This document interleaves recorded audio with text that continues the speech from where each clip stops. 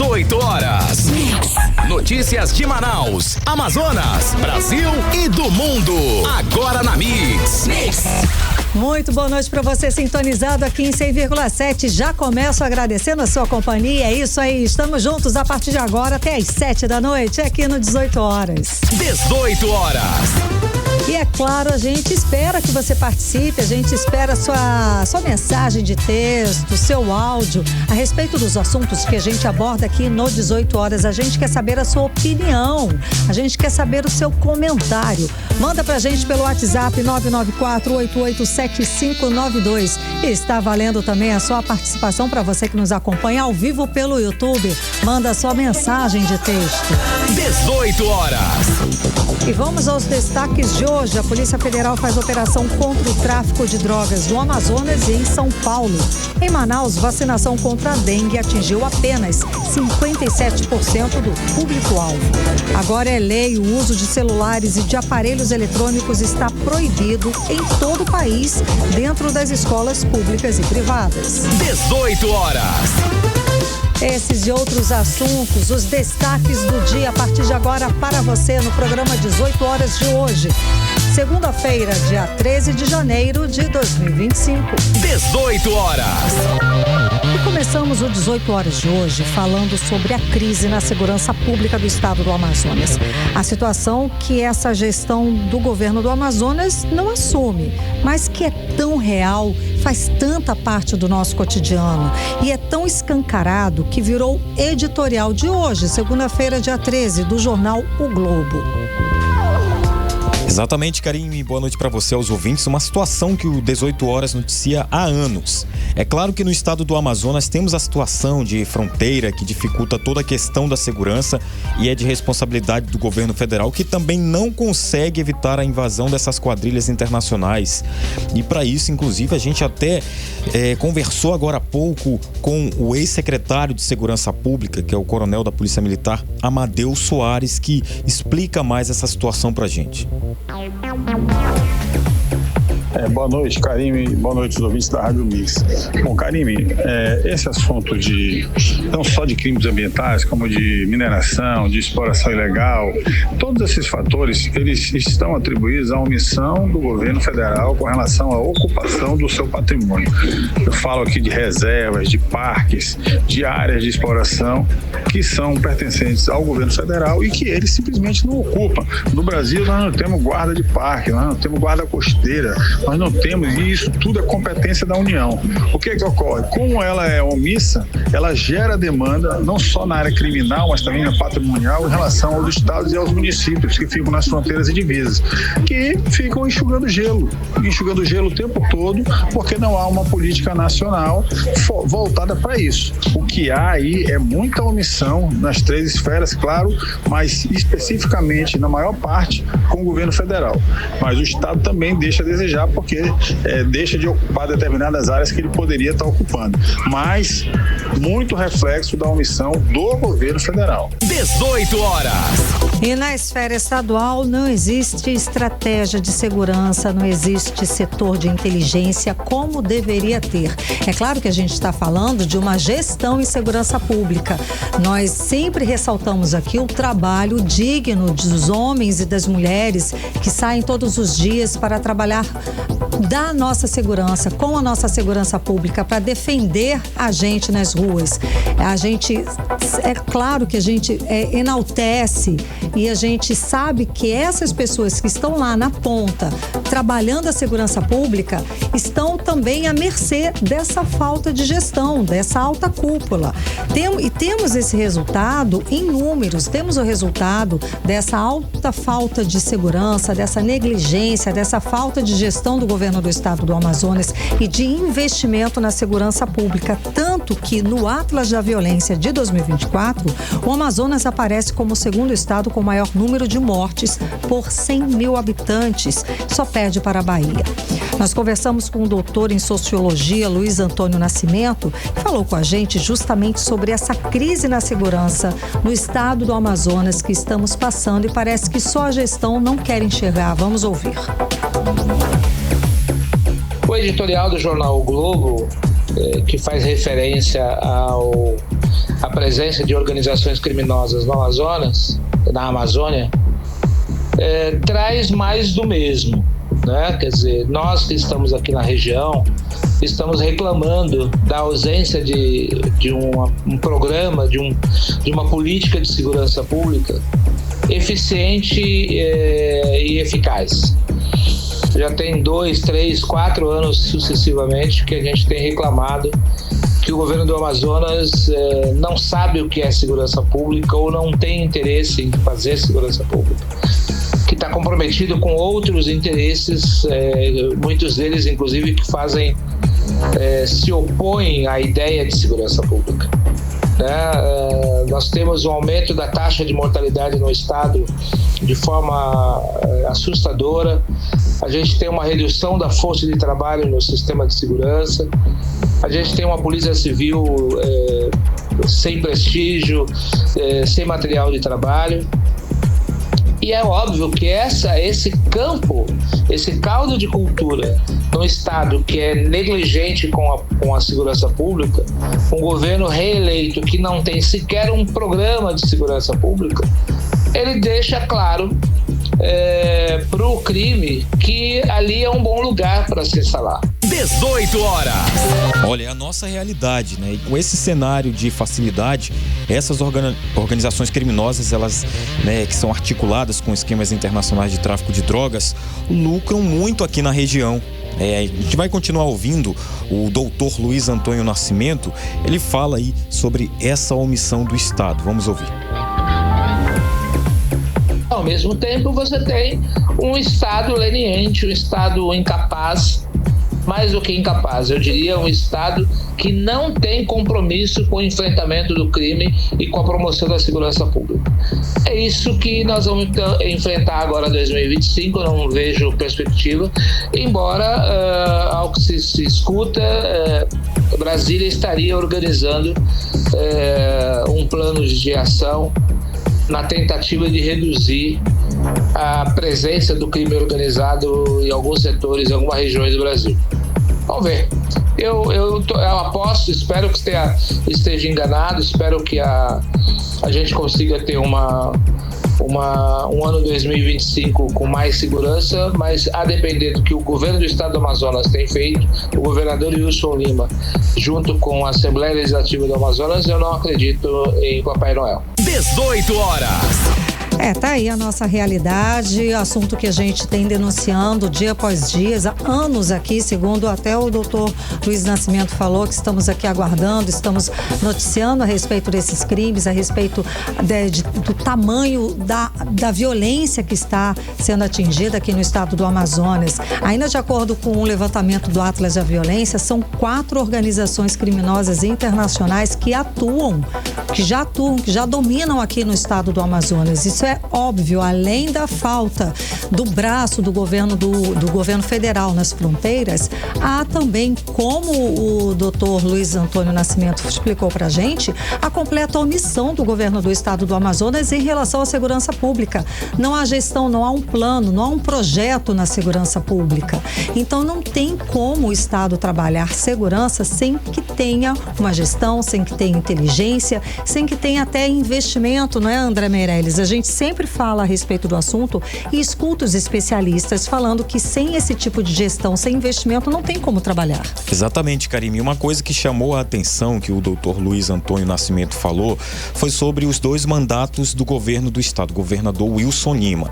Com 2 mandatos, cada um são 4 anos, daqui a pouco completam 8, ou seja, são 10 anos, são quase uma década, como o próprio doutor Luiz falou, que não tem um planejamento, que o governo do estado, segundo o doutor Luiz Antônio falou, que o Wilson Lima, governador Wilson Lima, não tem aí um planejamento e não sabe o que é segurança pública, como o doutor falou e a gente acompanhou nesse momento. Então, praticamente 10, vai ser uma década, né, 10 anos aí sem esse planejamento, sem um combate firme com o tráfico de drogas aqui na região, aqui no Amazonas, e esse período todo é o que dá aí cada vez mais o tráfico entrando, cada vez mais as organizações criminosas criminosas entrando. Então, 10 anos, a gente fica com essa pergunta para se fazer.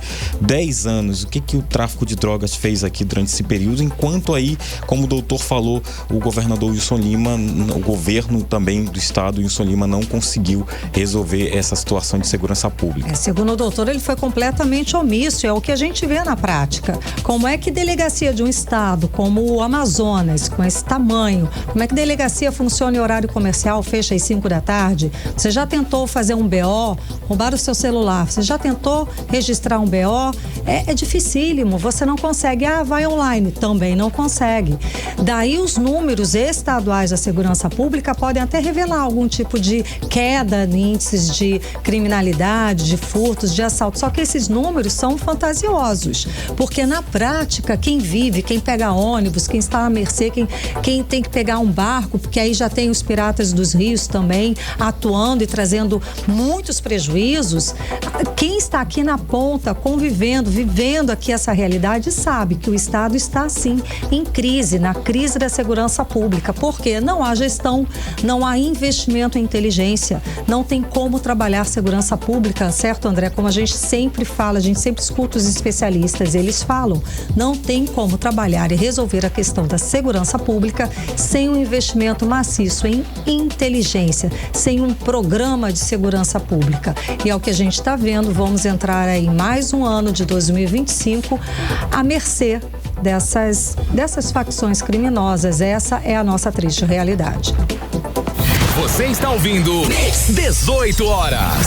Agora 6 horas e 13 minutos, você segue acompanhando os destaques do dia aqui no programa 18 horas e agora vamos fazer um alerta de saúde para as síndromes respiratórias agudas graves. Só nos 11 primeiros dias de janeiro, o Amazonas já registrou 63 casos. Os dados foram divulgados hoje pela Fundação de Vigilância em Saúde do Estado e esse número aumentou também, é claro, a procura da população pelas unidades de saúde. Não é isso, André? Karime, porque esse clima aí do inverno amazônico tem enchido, inclusive, os hospitais e os postos de saúde aqui da região.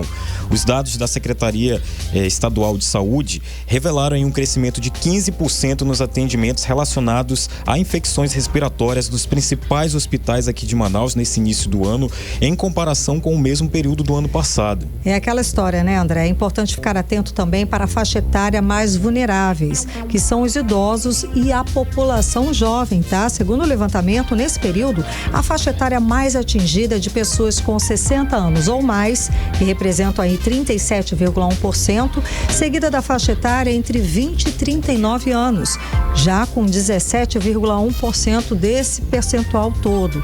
Em terceiro lugar é que são as crianças menores de 1 ano, correspondendo a 14,3%. E nesse período, os vírus respiratórios mais identificados foram rinovírus, tem aqui os dados, ficou com 52,9%, coronavírus ainda com 19,9%, para-influenza com 10,6% e o adenovírus com 10,1%. É importante também ficar atento, né, o especialista do Hospital Universitário Getúlio Vargas, pneumologista Mário Sérgio Monteiro Fonseca, ele fez inclusive um alerta sobre os fatores de riscos e, claro, as medidas de prevenção às síndromes respiratórias. Vamos acompanhar. As principais medidas que as pessoas podem fazer para evitar ou minimizar os riscos das doenças respiratórias são aquelas que foram adotadas durante o período da pandemia, né? O uso de máscaras, a lavagem constante das mãos ou o uso de álcool gel, porque muitas vezes a transmissibilidade desses vírus é pelo contato. Você passa a mão no seu rosto, no nariz está escorrendo, nos seus olhos, que às vezes tem, né, está lacrimejando, o vírus está ali na sua mão e ao tocar em outra pessoa corre a transmissibilidade. Então a lavagem das mãos, o uso de máscara e consequentemente também outra coisa importante são as vacinas que existem que podem prevenir. Então a gente tem as vacinas para o vírus da gripe, para o vírus da influenza, né? Então se vacinar ajuda a evitar a transmissibilidade dos vírus da influenza, ou a própria vacina para Covid, né? Hoje já existe vacina para vírus essencial respiratório, infelizmente ela não é da rede pública e infelizmente também tem um custo, né? Então isso fica gerando uma dificuldade para o uso na maioria da população, né? Mas seria os cuidados gerais, como aqueles, né, que foram adotados durante a pandemia. 18 horas. Bom, e ainda falando de saúde, a outra preocupação é a dengue. O Ministério da Saúde recomenda a vacinação, só que aqui em Manaus, a vacinação contra a dengue atingiu apenas 57% do público-alvo. A dose está sendo oferecida aqui na capital ao grupo de 10 a 14 anos de idade e essa faixa etária é considerada a mais vulnerável para desenvolver aí as formas graves da dengue, como a hemorragia. Vamos acompanhar os detalhes com a repórter Odineia Araújo. Amazonas registrou 29 casos de dengue somente na primeira semana epidemiológica desse ano. Em 2024, o estado registrou quase 8 mil casos da doença. Mas, apesar disso, a vacinação contra a dengue em Manaus atingiu apenas cerca de 57% das pessoas do público-alvo. A vacina está disponível para crianças e adolescentes de 10 a 14 anos, que são os mais vulneráveis a formas graves da doença, como a dengue hemorrágica. De acordo com a Secretaria Municipal de Saúde, Censa, somente 93.154 pessoas dessa faixa etária já foram vacinadas, mas o objetivo era imunizar mais pessoas. O subsecretário de Gestão da Saúde, Djalma Coelho, reforçou que a vacina ajuda a prevenir formas graves da doença, especialmente durante o período chuvoso, quando o risco de transmissão aumenta. O período chuvoso no Amazonas começou e junto com esse período chuvoso nós temos o aumento da incidência de casos de doenças provocadas por arboviroses. Das doenças provocadas por arboviroses, que são várias, as três mais importantes é a dengue, a zika e a chikungunya. A dengue, que é uma doença que Manaus já sofreu no passado com problemas, epidemia de dengue, assim, um surto de dengue, do número de casos que aumentou neste período chuvoso rapidamente, fez com que houvessem necessidades de abrir salas de hidratação, enfermarias para tratar desses pacientes que evoluíram com sinais de gravidade, que é o choque por dengue ou a dengue hemorrágica. A vacina disponível é a Qdenga e o esquema de vacinação inclui 2 doses com um intervalo de 90 dias entre elas. É o que explica Djalma Coelho, subsecretário de Gestão da Saúde da Censa. Você tomando a vacina e completando o ciclo com as 2 doses, com intervalo de 90 dias, você vai estar protegendo as crianças de 10 a 14 anos para o desenvolvimento dessa dengue com sintomas de gravidade. E assim vai estar contribuindo não só para a sua vida, para a vida de quem você ama, mas também para a questão do município como um todo em relação a essa parte epidemiológica. Para crianças e adolescentes que já tiveram dengue, é necessário esperar 6 meses para começar a vacinação. Se a pessoa tiver dengue depois da primeira dose, deve esperar 30 dias após a melhora dos sintomas para tomar a segunda dose. A vacina pode ser recebida em unidades de saúde da cidade, que funcionam de segunda a sexta, de 8 da manhã às 5 da tarde, e aos sábados, de 8 da manhã até meio-dia. Em algumas unidades, os horários de vacinação foram estendidos até 8 da noite. A Secretaria de Saúde do município também está convocando a população em geral para tomar a dose da vacina contra a gripe, que está disponível até o dia 31 de janeiro. Odineia Araújo para o 18 horas. Você está ouvindo 18 horas. E hoje de manhã, a Polícia Federal cumpriu 2 mandados de prisão em Manaus durante a operação contra tráfico de drogas. A investigação teve início depois da prisão de uma mulher em outubro do ano passado no Aeroporto Internacional de São Paulo. E quem está acompanhando esse caso é o repórter André Meirelles, que traz os detalhes pra gente. Temos atualização, André, conta mais. Boa noite.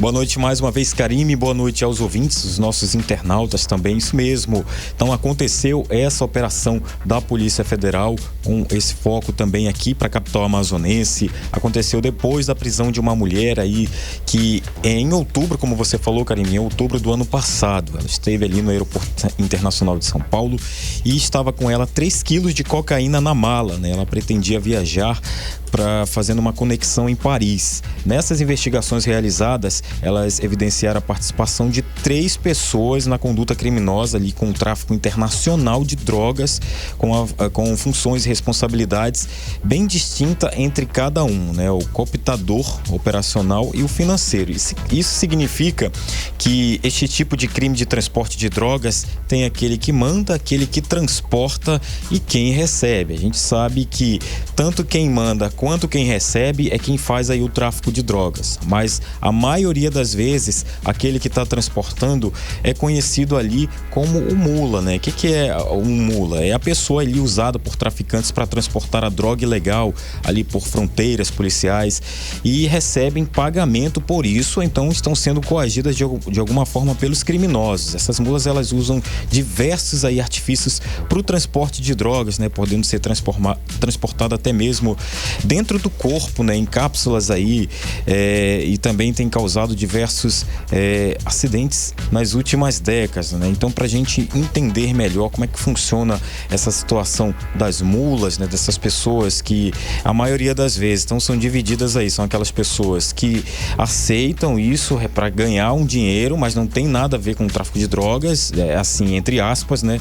Mas ela só aceitou aquele serviço, aquele trabalho para ganhar um dinheiro extra, e a maioria das vezes quem vai mesmo é quem já faz parte da organização criminosa. Para a gente entender melhor, vamos ouvir a fala do advogado Luan Mendes. As pessoas que aceitam transportar material entorpecente, essas pessoas também se enquadram na modalidade de tráfico de drogas. Por qual motivo? Porque também caracteriza tráfico de drogas a modalidade de transportar, ou seja, se enquadra perfeitamente na conduta de tráfico de drogas.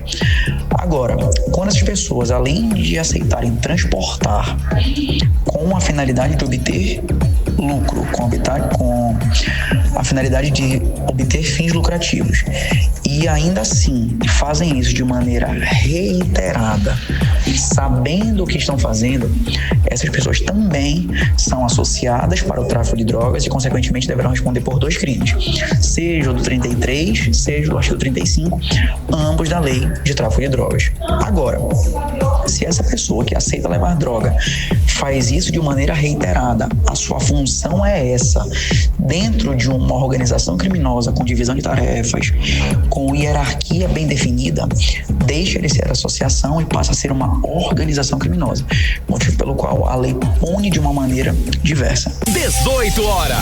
Tá aí o Luan Mendes, advogado criminalista, Karime, explicando pra gente sobre essa situação aí, né, de como os mulas trabalham aí pra fazer esse tráfico de drogas, né? Muitas das vezes, alguns se submetem em colocar num saquinho e engolir ali as cápsulas de drogas para transportar, principalmente fazem... Bem terrível, bem triste, porque na maioria é uma questão de pura necessidade. Que fazem essa situação aí, né? E também tem a situação que a gente fala de quem já faz parte do crime organizado ali, das facções criminosas, e que realmente acabam tendo mais outros tipos de estratégia, né? Então a gente sabe que isso é crime, e quem vai explicar pra gente quais são essas penas é o Alexandre Torres, advogado. Nesse caso, a operação da Polícia Federal, ela visava desmantelar uma associação criminosa que se juntava para cometer o crime de tráfico de drogas, tá? O crime de tráfico de drogas, ele prevê ali na lei 11.343 uma pena de 5 a 15 anos. E para a associação criminosa, que são 2 ou mais pessoas se reunindo para cometer o tráfico de drogas, especificamente também no artigo 35 da Lei de Drogas, existe uma previsão de uma pena de 3 a 10 anos. Entretanto, quando a gente fala de mula, as mulas têm o que nós chamamos no direito de tráfico privilegiado. Isso quem reconhece é o juiz. O tráfico privilegiado, ele possui ali uma previsão específica no parágrafo 4º do artigo 33 da Lei de Drogas, que se o juiz constatar no curso do processo em que aquela pessoa é primária, tem bons antecedentes, não se dedica à atividade de associação ou organização criminosa, o juiz pode reduzir a pena dele de 1/6 a 2/3. 18 horas. Tá aí bem explicadinho, Karim, na fala do advogado Alexandre Torres, né? Só fazendo um alerta também para quem, por exemplo, tô passando por necessidade, vou me submeter a isso, então caiu grave. Ali, já era, vai se enquadrar no crime de tráfico de drogas, porque a gente está trazendo esse alerta, essa informação, porque a Polícia Federal fez aí, né, uma operação na manhã dessa segunda-feira e 3 mandados de prisão preventiva e 3 de busca e apreensão nessa operação foram cumpridos aí. Um dos alvos é procurado em São Paulo e os outros 2 aqui em Manaus. Karim. Obrigada pelas informações, André Meirelles. 18 horas. Previsão do tempo. Vamos conferir a previsão do tempo para amanhã, terça-feira. Segundo informações do Climatempo, para amanhã a previsão é de chuva durante o dia e tempo ok, tempo sem chuva de noite. Mínima prevista 25 graus, a máxima não deve passar dos 29 graus. As chances de chuva são de 64% e a umidade relativa do ar fica entre 73% e 95%. 18 horas. E vamos agora saber a cota do Rio Negro com André Meirelles. O Rio Negro registrou nesta segunda-feira um nível de 20 metros e 56 centímetros no Porto de Manaus. Agora está 50 centímetros mais cheio do que no mesmo dia, em 13 de janeiro do ano passado. Um alívio, né, André? Um alívio para o estado que ainda conta os prejuízos da seca histórica de 2024. E segundo o Serviço Geológico do Brasil, a bacia do Amazonas apresenta características consideradas normais para esse período. De qualquer forma, estamos vindo de 2 anos com secas recordes num cenário de crise climática, onde tudo pode acontecer. Por isso, a Federação do Comércio de Bens, Serviços e Turismo do Amazonas, que é a FEComércio, orientou os empresários para antecipar logo as compras para garantir aí o estoque. Pois é, né? Tá certo também, aquela história de você prevenir. E o repórter Kennedson Paz, ele está com esse assunto, traz mais detalhes aqui pra gente agora, conversando ao vivo no 18 horas. Boa noite, Kennedson. Então, a FEComércio está se baseando nos dados da Defesa Civil do Estado do Amazonas, que esses dados apontam para uma possível estiagem extrema também agora em 2025, não é isso? Kennedson, boa noite. Muito boa noite, Karim, a todos que acompanham aqui o 18 horas da Mix. Então, a Defesa Civil Municipal já emitiu esse alerta a respeito sobre a possibilidade de novas estiagens severas aqui, infelizmente, no ano de 2025. A gente ainda estava se recuperando da estiagem do ano passado, porque resultou em grandes prejuízos aqui para o nosso estado do Amazonas. Em relação ao PIB, por exemplo, do que aconteceu aqui no nosso PIN, na realidade, nosso polo industrial de Manaus, nós não tivemos tanto prejuízo assim, porque já havia inclusive uma previsão para 2024 que seria uma estiagem severa. E aí, por conta exatamente disso, foi que o setor daqui do polo industrial de Manaus conseguiu se prevenir, investindo mais no estoque para poder conseguir fazer com que ele tivesse esse estoque abastecido. O setor privado, né? Exatamente. O setor privado conseguiu investir, se antecipou, pelo menos uns 500 milhões de reais eles investiram até para ajudar na história da navegação. Eles investiram para conseguir, para o produto conseguir chegar e sair aqui de Manaus, aqui do estado do Amazonas. Então eles se anteciparam até as ações do governo do estado, porque não foram suficientes para que eles não tivessem prejuízo. E realmente os números comprovaram que as empresas do polo industrial de Manaus realmente tiveram, foi um êxito, foi recorde, né? Exatamente, todo o faturamento. Até mesmo, por exemplo, no setor de Duas Ordens, tivemos um faturamento incrível nesse ano no PIN, e isso graças a um resultado de um planejamento prévio, exatamente para poder combater essa situação. A gente sabe que a gente não vai conseguir reduzir esses impactos ambientais, que isso daí são coisas que são fora do nosso controle. Sim. É o que a própria natureza regula anualmente. Agora a gente tem visto os impactos que a gente pode sim reduzir. Quais que são esses impactos que a gente pode reduzir? Ajuda humanitária, por exemplo, a gente consegue fazer isso de forma antecipada. Agora, como você mencionou ainda há pouco, o Rio Negro está na cota de 20 metros e 56 centímetros. Então, o momento para a gente ter as ações sociais para os municípios que ficam mais isolados no estado é agora. Exato, não é esperar secar tudo ou pior, a Defesa Civil do Estado mandar a população guardar, racionar água e comida. Aí também é impensável. Então, o Estado tem que agir sim, entregando nesse momento as cestas, entregando ajuda, poço artesiano, o que for. A ajuda humanitária tem que ir antes e não quando a situação já está crítica, que é o que vem acontecendo nos 2 últimos anos de secas recordes. Agora, infelizmente, Karime, esse é um conjunto de problemas que tem se acumulado ao longo dos anos. Por exemplo, como é que isso acontece de modo geral?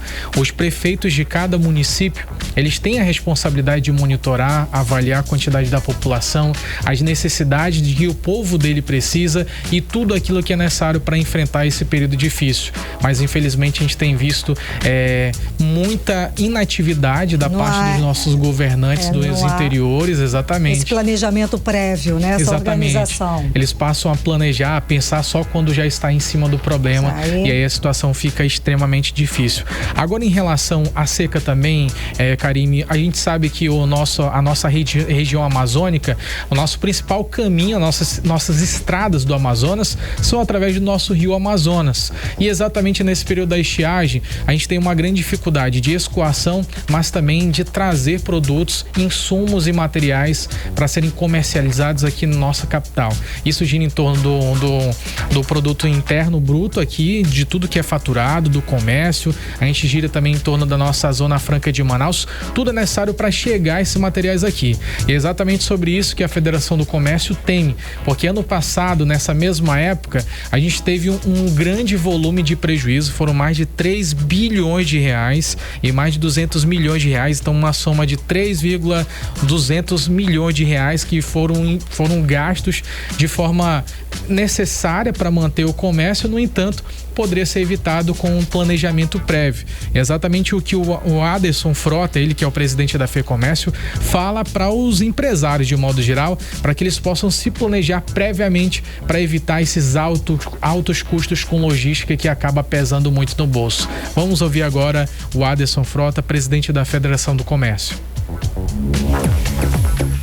Nós queremos apelar e recomendar a todos os empresários do nosso segmento que façamos um planejamento prévio, que façamos as nossas compras sem atropelos e que possamos evitar os aumentos excessivos de frete que irão acontecer com certeza se nós tivermos mais uma edição da estiagem que é muito severa, que é realmente muito comprometedora e, acima de tudo, provoca uma descapitalização forte. 18 horas.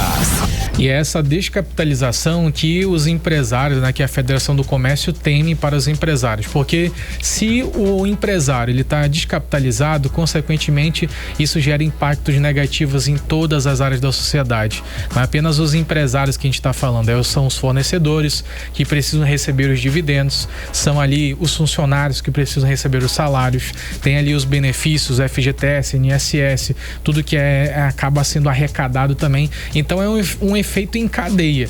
O que vai ser feito agora vai determinar completamente o que vai ser resultado no futuro desse ano. Na realidade, não é futuro, é o presente já, né? Daqui a alguns meses, daqui a alguns meses. Em relação às condições climáticas, o próprio Sistema de Proteção da Amazônia, o Sensipan, indica que nesse primeiro trimestre a gente vai ter bastante chuvas. Então, teremos chuvas intensas, só que essa não é a mesma previsão para o resto do ano.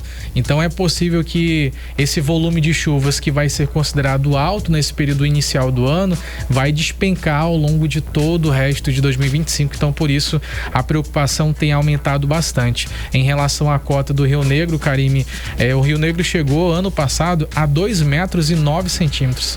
É algo completamente inacreditável. Mudou completamente a geografia da região toda. Imagens inimagináveis que a gente viu. As pessoas, de novo, com a falta de ação do Estado em atender essa população, os municípios, a gente viu cenas lamentáveis de pessoas tendo que carregar nas costas, onde antes era rio, nos leitos dos rios secos, carregar nas costas água, mantimento e até doentes. Para uma cidade mais próxima, as pessoas conseguirem atendimento médico. Então, se não há um planejamento, não tem como, lá na ponta vai faltar, as pessoas vão passar de novo por situações ruins, de faltar comida, de faltar água potável, gente, de faltar o básico, porque não há planejamento, porque ter dinheiro para isso, tem como receber insumos e ajuda do governo federal? Também tem. A questão é que não há planejamento para enfrentar uma outra possível estiagem tão forte quanto a do ano passado, não é? A gente sabe que esse assunto ele é muito grande, ele acaba se expandindo, várias ramificações, porque assim, a gente sabe que a gente recebe inclusive verbas internacionais para ajudar na Amazônia de modo geral, e a gente fala sobre, no próprio nosso site 18 horas, a gente tem aqui, tecnologia de monitora a biodiversidade de áreas de queimadas. Então, basicamente, é uma coisa que compõe a outra, que se soma, que gera esse resultado ruim. Então, é interessante a gente saber que existe muito investimento do próprio governo federal, das instituições internacionais que querem manter, ajudar de alguma forma, mas exatamente não é possível você ter só o dinheiro, mas se você não utilizar a estratégia também para isso... Não tem um planejamento, não tem um programa, não tem uma vontade política. Eu sei que hoje, acho que desde 2023, os 62 municípios do estado do Amazonas seguem em emergência climática. E não saiu, nós estamos desde 2023 com esse decreto e continua, porque o último boletim da Defesa Civil, que foi essa semana passada, está lá, 62 municípios do estado do Amazonas seguem em emergência por causa da seca. Bem lembrado, Karime, de fato esse período emergencial ainda não terminou, então muitos municípios ainda estão sofrendo os reflexos da estiagem de 2024 e agora já está se aproximando novamente uma nova estiagem. Eu imagino que a população de modo geral esteja se sentindo extremamente acuada com tudo que aconteceu e já temendo, né? O que vai acontecer nesse ano. Para muitas comunidades que vivem isoladas, a única forma de chegar à casa delas são através dos leitos dos rios. Então essa realidade com certeza começa a já causar dúvidas nessa população, que é acostumada a viver de frente para o rio, a viver do rio, das águas, ali você tem o alimento. Fácil, né? Você fala sobre logística, você fala sobre alimentação, você fala sobre cultura e agora a gente começa a ter essa mudança completa, né, Karime? E se não tiver estratégia, se não tiver planejamento e vontade política, vamos continuar somando prejuízos e pior para as populações que mais necessitam. Agora em Manaus, 6h37. Você está ouvindo 18 horas. Escuta essa, Justiça Federal trouxe uma nova reviravolta na venda da empresa Amazonas Energia. Agora o Tribunal Regional Federal derrubou a última decisão que tinha favorecido a Cigás e validou os contratos de usinas dos irmãos Batistas aqui no Amazonas. O tribunal entendeu que a Companhia de Gás do Amazonas não tinha legitimidade para fazer pedido na justiça e tentar interferir em negociação no estado. Vamos acompanhar os detalhes com Odinei Araújo. A novela é longa e cada dia são acrescentados novos capítulos. O mais novo agora é que a Cigás, a Companhia de Gás do Amazonas, não pode interferir na venda das usinas de energia do estado. Pelo menos foi isso que disse a Justiça Federal ao derrubar uma decisão que favorecia a Cigás, indo contra a sua própria decisão. No início da semana passada, a mesma Justiça Federal da Primeira Região, TRF1, em decisão do desembargador Ney Belo, travou temporariamente a operação de venda das termoelétricas no Amazonas para a empresa Âmbar, atendendo a uma ação movida pela Cigás. A Cigás, defendida na ação pelo ex-presidente Michel Temer, pedia que a venda não fosse feita sem que a Eletrobras pagasse uma dívida com a Companhia de Gás, estimada em 50 bilhões de reais. Na ocasião, a Justiça criticou a operação de venda das usinas e alertou que as mudanças nos contratos de fornecimento de gás e energia poderiam afetar os consumidores e causar prejuízos à sociedade. E por isso, a Justiça decidiu na semana passada que antes de seguir com a compra das usinas, as questões envolvendo os contratos deveriam ser resolvidas. Agora, o presidente do TRF1, João Batista Moreira, explicou que a Cigás não tinha o direito de pedir a mudança no processo, pois seus interesses eram apenas comerciais e não relacionados ao serviço público de gás. E com isso, validou os contratos das usinas compradas pelos irmãos Joesley e Wesley Batista no Amazonas. Em 2024, a empresa Âmbar dos irmãos Batista comprou 13 usinas de energia da Eletrobras e assumiu uma dívida com a Amazonas Energia que não estava pagando pelas usinas. O governo transferiu parte desse custo para os consumidores, o que levou especialistas a apontarem favorecimento para a Âmbar. A Cigás tentou interferir no processo judicial, dizendo que deveria ser consultada, já que é a distribuidora de gás do estado, mas o TRF1 concluiu que ela não tinha legitimidade para isso. Com a decisão, a possibilidade de a Cigás bloquear a mudança nos contratos foi anulada, permitindo que a Âmbar siga com a compra das usinas. Em meio a toda essa enrolada, ainda há uma disputa sobre a venda da Amazonas Energia para os irmãos Batista. É que a ANEEL, que é a agência reguladora, não aprovou essa mudança. Sem a aprovação da ANEEL, a Âmbar ainda não pode assumir a Amazonas Energia, embora tenha assinado um contrato para isso. Essa decisão é mais uma etapa da disputa legal envolvendo a compra das usinas e o controle da energia no Amazonas. Isso significa que a novela do controle da Amazonas Energia vai continuar. Odneia Araújo para o 18 horas. Você está ouvindo 18 horas. Agora em Manaus, 6 horas e 41 minutos, e você acompanha os principais destaques do dia aqui no 18 horas até as 7 da noite. E o Amazonas aderiu a um sistema de alerta nacional para localizar crianças e adolescentes em situação de risco. A delegacia especializada em proteção à criança e ao adolescente será o ponto focal desse novo sistema do estado. E o repórter André Meirelles está acompanhando esse assunto e traz pra gente mais detalhes agora.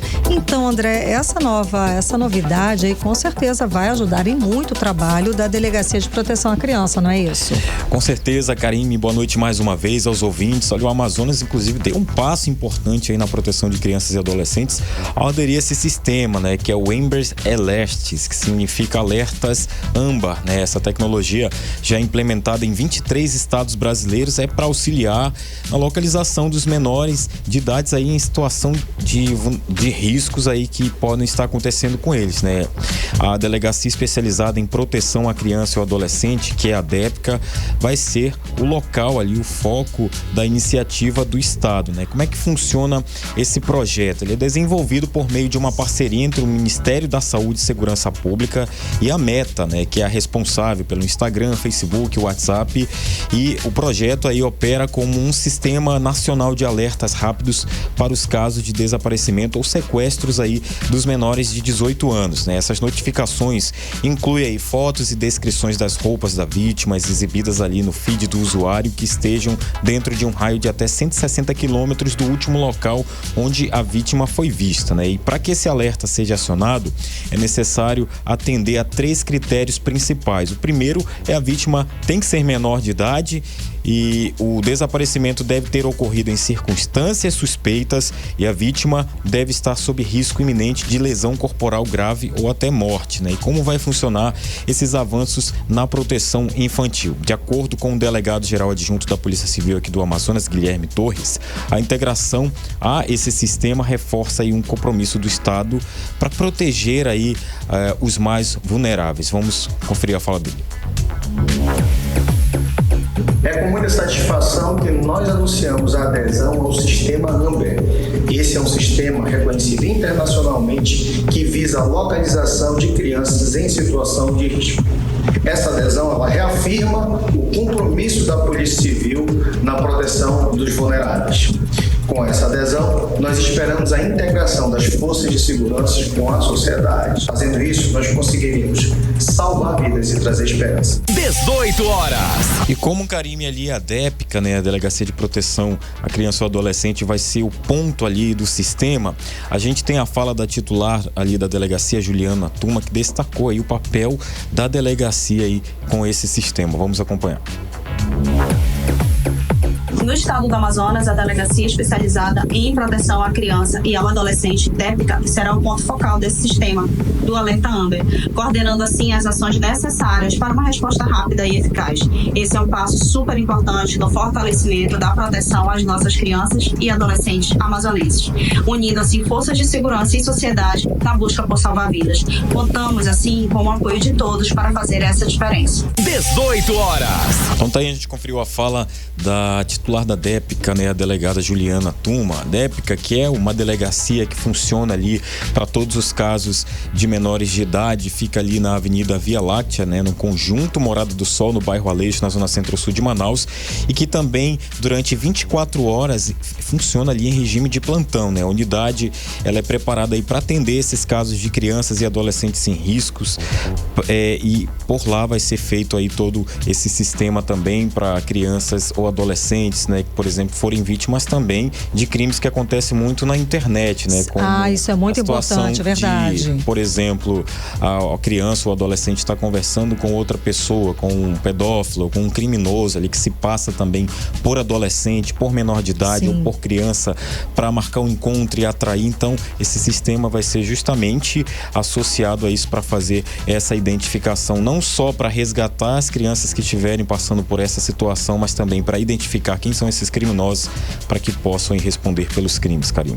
Muito obrigada pelas informações e pela apuração, André Meirelles. 18 horas. Economia. E vamos aos indicadores econômicos de hoje. O dólar fechou em queda de 0,07%, cotado a R$ 6,09. O euro fechou em queda de 0,41%, cotado a R$ 6,22. O Bitcoin registrou queda de 0,14% e fechou aos R$ 576.573. O Bovespa fechou em alta de 0,13 pontos, mesmo assim abaixo dos 120 mil pontos. Fechou aos 119 mil pontos. Olha, o mercado financeiro aumentou ligeiramente a projeção da inflação para esse ano. A edição do Boletim Focus de hoje projeta um índice medido aí pelo Índice Nacional de Preços ao Consumidor Amplo, IPCA, em 5%. Né? Isso há 4 semanas a projeção era de 4,6% para 2025.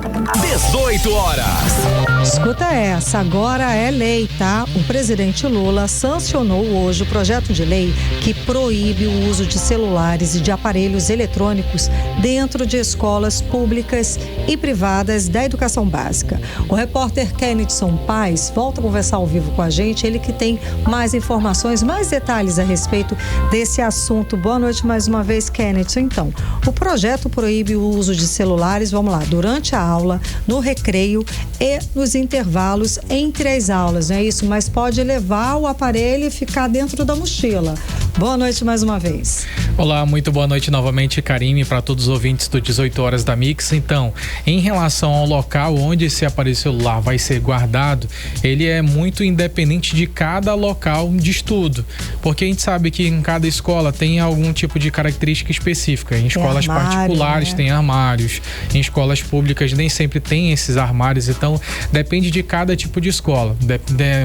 De acordo com a necessidade, a escola pode permitir que esse celular fique ali dentro da mochila. Só que ele vai ser estritamente ali utilizado só apenas em casos pedagógicos, então são casos didáticos, são casos muito específicos. Então esses alunos, eles não vão poder ter contato ali direto, não vão poder utilizar durante as aulas, não vão poder utilizar durante os recreios. A iniciativa do governo federal, conforme foi mencionado muito ainda há pouco, inclusive eles estavam transmitindo ao vivo sobre essa sessão que estava acontecendo ali, essa reunião que foi feita tanto com o ministro da Educação, Camilo Santana, como também outros ministros, mais secretários, além de vários outros profissionais da área da educação. Foi mencionado bastante a respeito sobre o contato social, enquanto o aparelho celular também tirou esse contato, ser só contato pessoal, e também, além disso, também dificultou a questão do aprendizado e atenção dos alunos por conta da exposição a telas. Inclusive, esse foi um dos assuntos que o próprio ministro da Educação, Camilo Santana, ele mencionou. A gente vai ouvir agora o ministro, que ele fala exatamente sobre alguns dados que foi apurado na justificativa para poder sancionar esse projeto de lei. Vamos ouvi-lo. crianças e adolescentes que possuem celular próprio muito cedo. 67% das crianças entre 9 e 10 anos já possuem celular no nosso país. Então mostra que as pessoas têm dificuldade e essa é uma fase importante da formação do cérebro das crianças, dos adolescentes. Então, portanto, precisa ter a restrição do uso desses equipamentos em cada fase da vida da criança e do adolescente. 18 horas.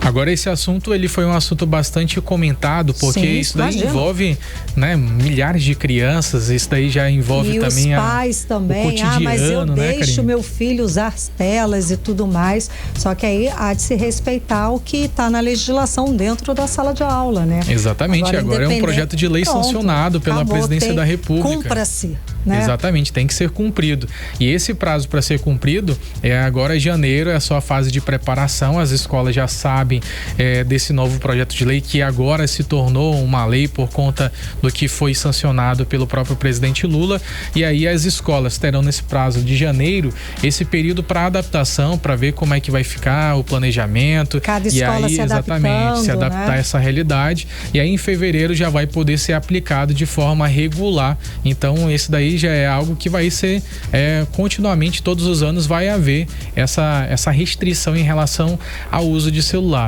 E foi exatamente sobre isso que o Luiz Inácio Lula da Silva, o presidente brasileiro, mencionou a respeito sobre a importância de valorizar nessa atitude tanto a questão do aprendizado dos alunos, como também essa presença do professor, reverenciar essa autoridade dos professores dentro de sala de aula. Vamos ouvir agora o presidente. Essa sanção aqui que eu vou fazer significa o reconhecimento do trabalho de todas as pessoas sérias que cuidam da educação, de todas as pessoas que querem cuidar das crianças e dos adolescentes desse país. Foi um ato de coragem, de cidadania e um ato de respeito ao futuro desse país. 18 horas. Agora a gente sabe, a gente ouve muito falar a respeito sobre os problemas que isso pode acarretar, a exposição de telas, e a gente consegue observar, Karine, inclusive meu filho, que mal vai fazer 2 anos agora, ele quer estar ali olhando o celular, as luzes trazem a curiosidade, eles querem saber o que está acontecendo. O colorido e tudo mais, mas a gente sabe, os especialistas já falam dos grandes malefícios, um deles é a ansiedade. As crianças estão sendo expostas a muita informação, a muito tudo ao mesmo tempo, e um dos pontos é a ansiedade. Então já existem crianças com 3 anos, menos de 3 anos, até fazendo desintoxicação de telas para tratar a ansiedade, e isso acompanhado com um psicólogo.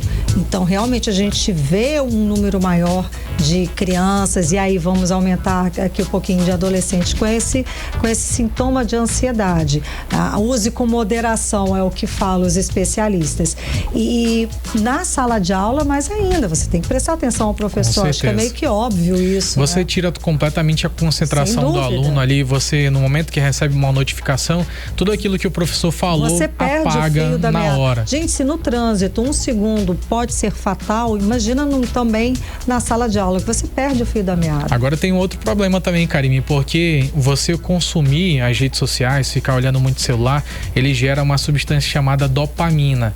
E a dopamina é a mesma sensação que você sente quando você está correndo, quando você está sentindo de bem-estar, ali. Exatamente. Do prazer, né? E aí essa sensação que o celular produz, as telas produzem, elas chegam a ser muito superiores a algo que eu posso fazer na vida real. Então isso gera um vício recorrente e aí geram vários problemas. Sobre esse assunto, a gente conversou com a Thaís Abreu, ela que é psicóloga, e ela falou exatamente sobre quais são os principais problemas que os alunos enfrentam quando tem muita exposição a telas. Vamos ouvi-la.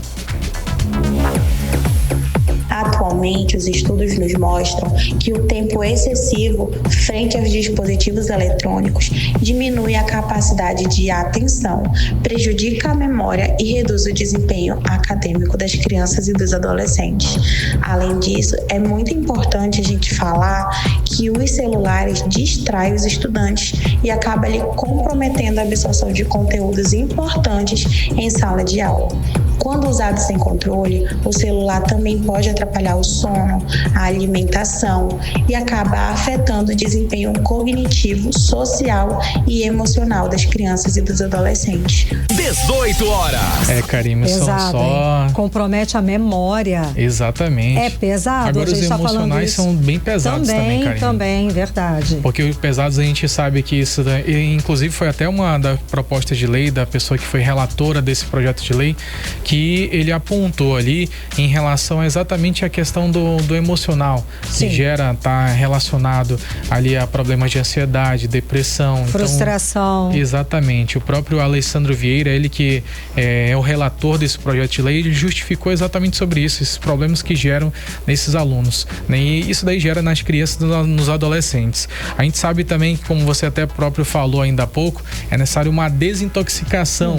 E é exatamente sobre isso que a psicóloga reforça. Até mesmo dentro de casa, é necessário dar uma pausa nos celulares, nos jogos, para ela poder viver um pouco melhor, Karime. Vamos ouvir de novo a psicóloga Thaís Abreu.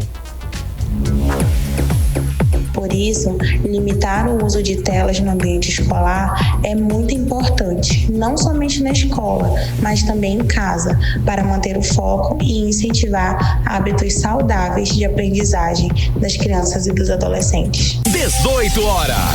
Então tá dado o recado, Karime, os pais precisam ficar alertas, porque esse é um assunto muito interessante, que os pais precisam ficar também cientes que eles podem ajudar, né? Exato, agora é lei, vão ter que cumprir, mesmo que não gostem ou que não achem certo, agora é lei e o uso de celulares e aparelhos eletrônicos dentro da sala de aula, não mais. A gente sabe que o contato não vai faltar, Karime, sem dúvida, em caso de extrema necessidade. Sem dúvida, uma emergência, aliás, o aluno, a criança está dentro de uma escola, então não está em qualquer lugar, né? Isso daí está entre os requisitos também, Karime, em caso de qualquer tipo de insegurança, força maior, dá para usar assim, não é tão assim, proibido assim, né?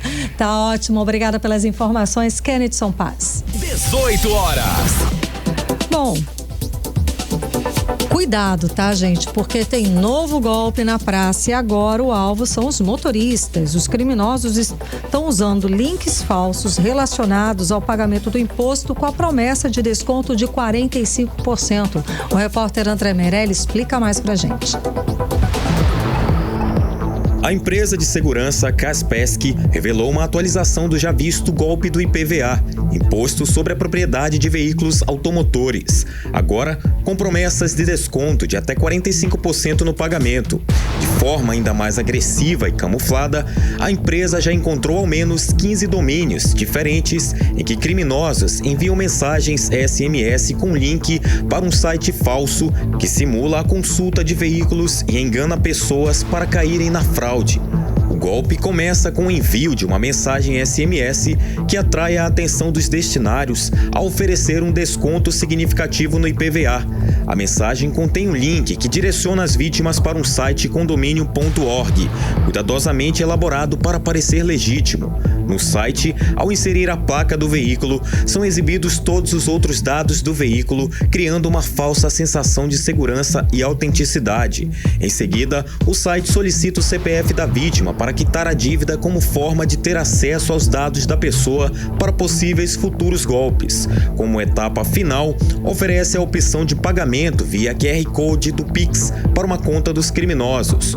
O advogado Abraão Guimarães explica que este método de pagamento instantâneo dificulta o rastreamento e a recuperação dos valores transferidos. Os golpistas conseguem criar mensagens personalizadas e réplicas quase perfeitas de sites oficiais. A IA também é usada para analisar o comportamento das vítimas e aumentar as chances de sucesso do golpe, tornando essas fraudes ainda mais difíceis de identificar. O advogado Alexandre Torres explica como identificar o golpe.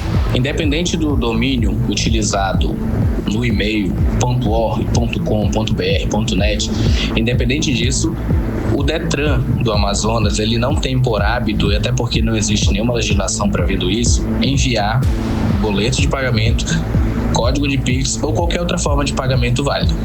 O interessante e o protocolo padrão é que o contribuinte entre em contato diretamente via atendimento presencial ou no site oficial detran.am.gov.br. O doutor Aldo Evangelista, advogado em Direito Digital na Amazônia, explica como identificar os meios de comunicação oficial para resolver as pendências do IPVA 2025. Quando você se dirigir ao site da Cefaz ou do Detran, que é o caminho ideal, identificar se você está no site correto, que os dois possuem o site com a extensão gov.br.